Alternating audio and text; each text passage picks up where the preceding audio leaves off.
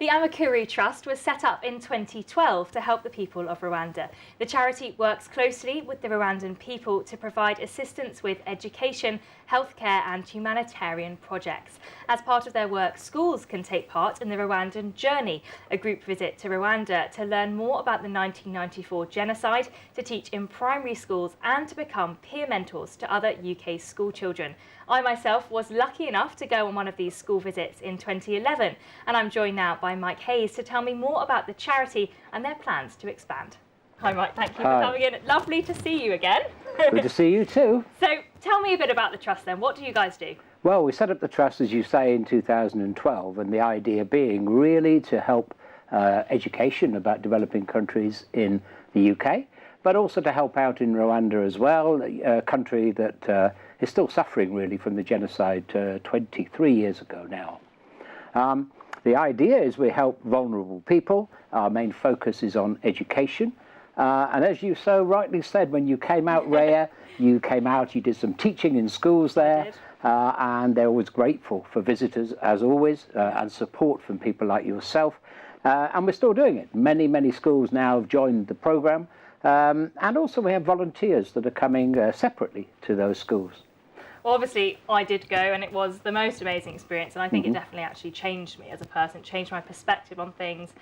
So why is it so important, you think, for these schools to take part? I think, well, a number of reasons. I think certainly they come back as peer educators, like you said, and I think the more people that can share their experiences of developing countries with others, the better. Unfortunately, only a few people get a chance to go on a trip like that.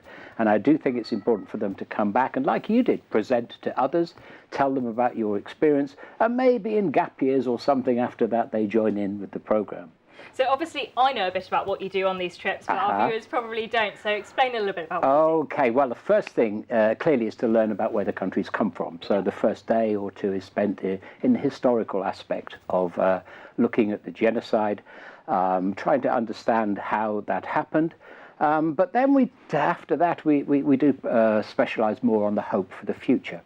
So we go find out about the genocide, and then we do some teaching in schools. We visit a project that we're working on with street children, rehabilitating street children, and you work with them for a day.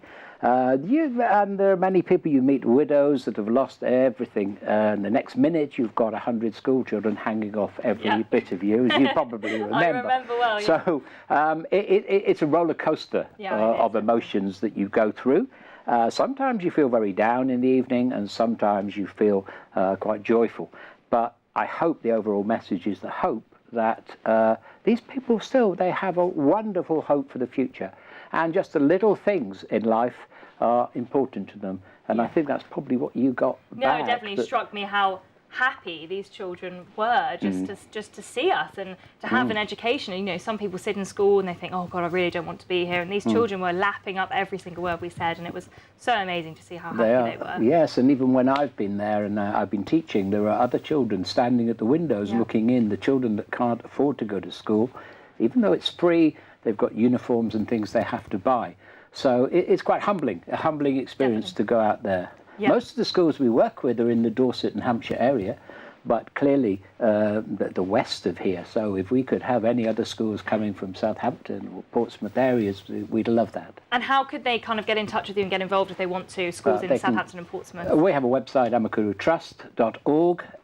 You could just Google it as well. I don't know whether you could spell that or what, but Amakuru is Kinyarwanda.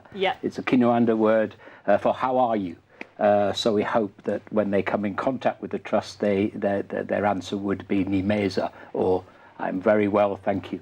And how did you get involved in the Trust in the first place? Well, I was head of sixth form in the school, and another charity started in the school, and we spent maybe 3 years raising money for projects in Rwanda.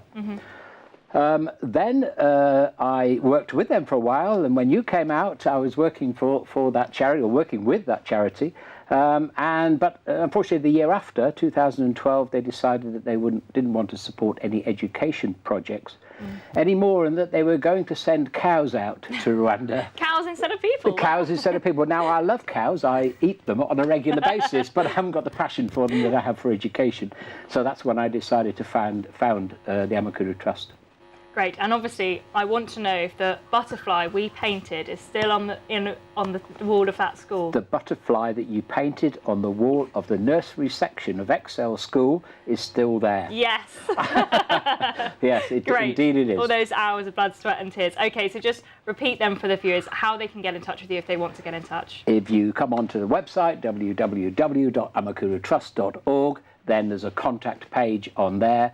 It'll come straight through to me, and I'll be in touch with you immediately. And the more the merrier, the more people that can experience the wonderful country and the people of Rwanda, the better, believe me. Yeah, definitely. I mean, I can speak from personal experience. It was a life-changing experience, and I wouldn't change it for the world, and I can't thank you enough for allowing it to happen. So I hope the work continues for many years to come. Thank you for coming in. Okay, Cheers. Thanks.